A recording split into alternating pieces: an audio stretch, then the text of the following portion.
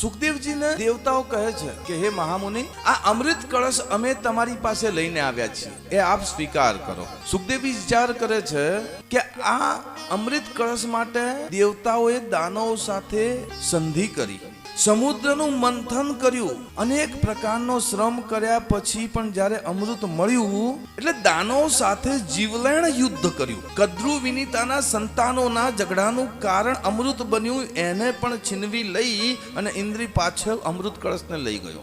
એ ઇન્દ્ર આજે આ અમૃત કળશ મને અકારણ આપવા આવી શકે નહીં. સુખદેવજી પૂછે છે કે દેવતાઓ આવ્યા, ભલે આવ્યા, પણ આપના આવવાનું પ્રયોજન મને જણાવો.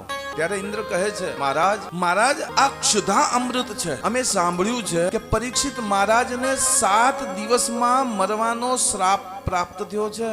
એના મૃત્યુના ભયને દૂર કરવા માટે તમે કથા અમૃત પાઈ રહ્યા છો. તો હે નાથ, હે ગુરુદેવ, અમે ઈચ્છીએ છીએ કે એ કથામૃત તમે અમને આપી દો અને આ ક્ષુધા અમૃત છે એ અમે પરીક્ષિતને પી દઈએ, જેથી એનું મૃત્યુ ટળી જાય, એને કોઈ મારી શકે નહીં.